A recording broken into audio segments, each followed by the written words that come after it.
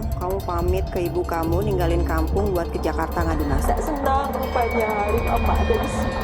Mak paham Tini. Mak ngeliat Abah yang kotor kita dari kampung.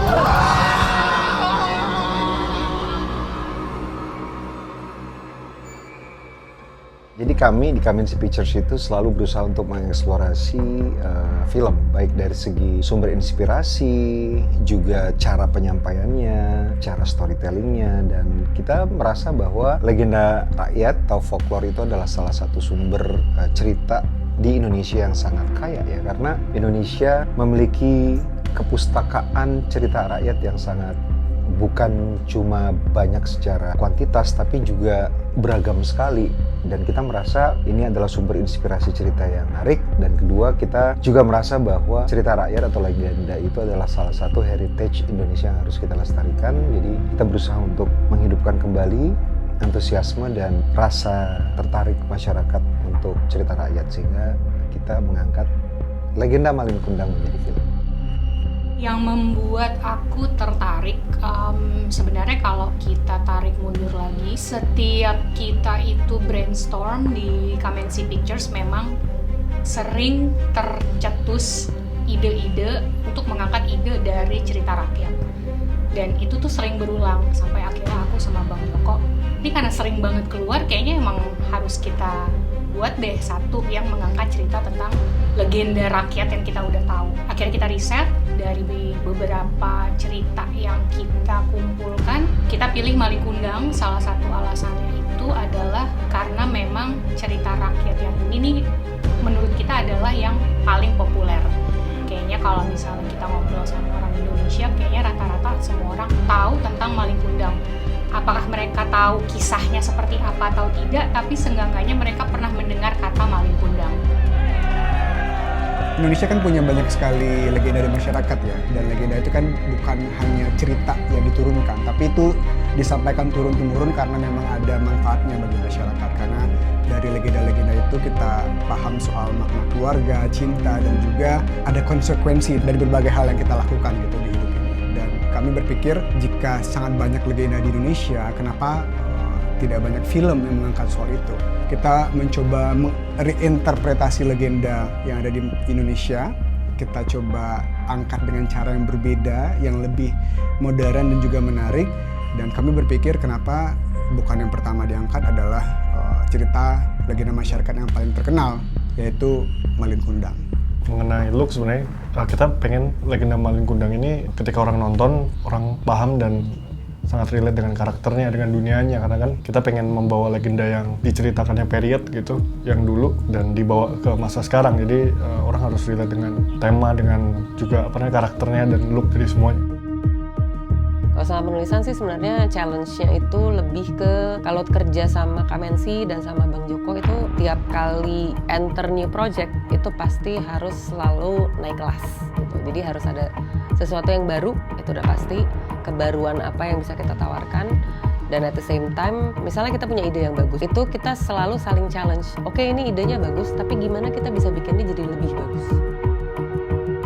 Untuk film ini mungkin akhirnya kita sepakat untuk menggunakan lensa yang sedikit agak distorsi untuk menambah karakter Alif dan dunianya untuk lebih terdistorsi gitu ya. Kalau pencahayaan, mood, lighting, apa segala macam, tentunya bagaimana cerita ini berjalan itu di drive aja terus sambil ngebawa klimaks filmnya, apakah makin dramatik, apakah gimana itu ikut kebutuhan dari ceritanya. Dari Raffi waktu itu sempat bilang untuk karakter Nadine itu karena dia lebih dingin as a person gitu, jadi kita coba pakai warna-warna yang tidak terlalu hangat. Jadi aku coba kasih lebih ke warna navy blue atau grey, sedangkan kalau Alif itu dia lebih hangat orangnya, jadi kita bikinnya kontras, jadi warna-warna earth tone untuk si Alif.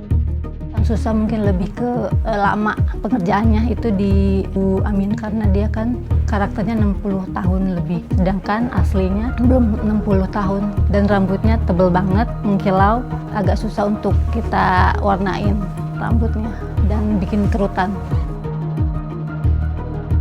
Di perkampungan gitu itu lumayan, dan mau dapetin rasa iya. Ya senatural itu. Senatural itu. Iya. Keadaan di daerah situnya dengan lingkungan orang balap burung ini. Iya, itu menarik sih. Dan rasa dia asingnya di situ. Dan bener total perkusi sih. Perkusi ya. Total perkusi dengan sedikit aksen-aksen dan ya, layer dan elektronik kita lah. Awal kita dengerin musiknya beda ya? Itu beda, itu yang paling beda kan.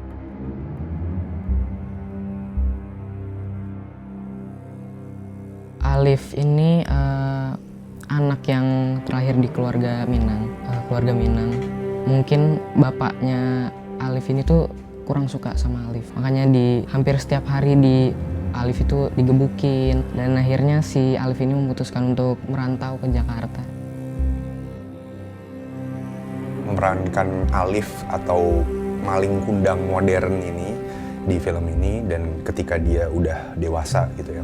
Tantangannya karena yang pertama mungkin ini kan reinterpretasi dari cerita rakyat yang udah ada di sekitar kita hampir ratusan tahun ya, maling kundang itu sendiri. Nah, ya tantangannya untuk menciptakan karakter Alif sebagai maling kundang yang modern ini tanpa untuk menggantikan sosok maling kundang yang memang udah tercipta di masyarakat, tapi dengan pendekatan yang lebih relevan dengan kehidupan modern zaman sekarang gitu. Mungkin tantangan lebih itu sih. Sama karena dari awal sampai akhir film secara emosi tuh grafiknya naik turun, gimana caranya gue menciptakan grafik emosi itu supaya penonton tetap bisa ngikutin gitu.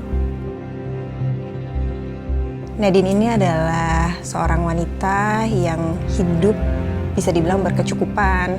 Akhirnya dia bertemu dengan seorang lelaki yang bekerja di bawah perusahaan keluarganya juga, sampai akhirnya mereka menikah, punya anak satu, mereka hidup dengan sewajarnya dan senormalnya keluarga lah, bahagia, suka menggambar bersama dengan anaknya, keluarga yang hangat dan penuh keceriaan di dalamnya. Tapi sampai akhirnya dia menemukan suaminya yang ternyata kecelakaan dan hilang ingatan.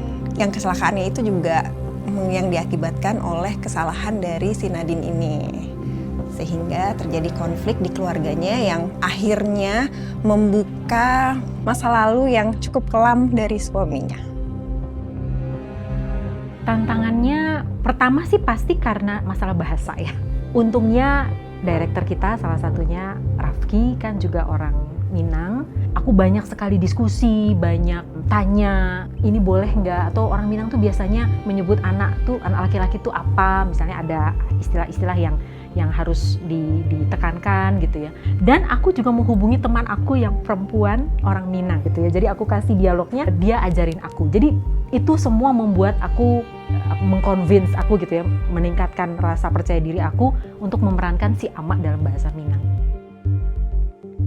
Oke, tantangan yang aku hadapi itu adalah salah satunya adalah gimana cara aku bisa memahami apa perasaan yang dirasakan oleh ayahku. Ayahku kan yang seperti tadi bilang kan punya masalah secara psikologi, jadi dia punya emosinya sendiri.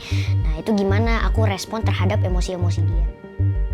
Background karakter Iqbal, dia seorang pengacara makanya kata-katanya harus perfect, harus pas gitu sama seorang pengacara. Dan layering, gue banyak main layering backdropnya dan lupa banget karena most of the time less is more.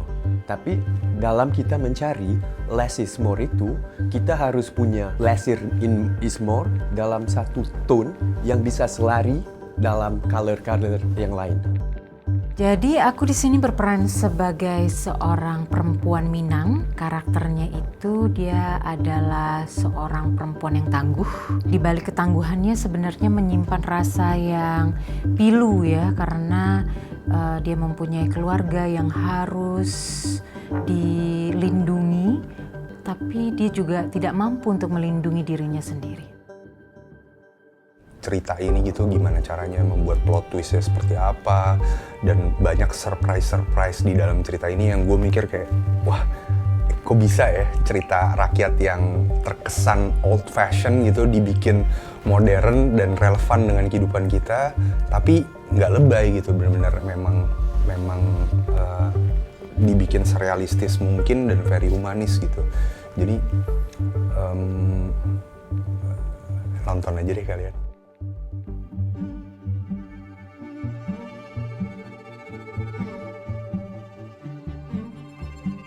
Terima kasih sekali karena 16 hari ini telah berlalu dan kita merasa kita bikin sesuatu yang spesial aja ya.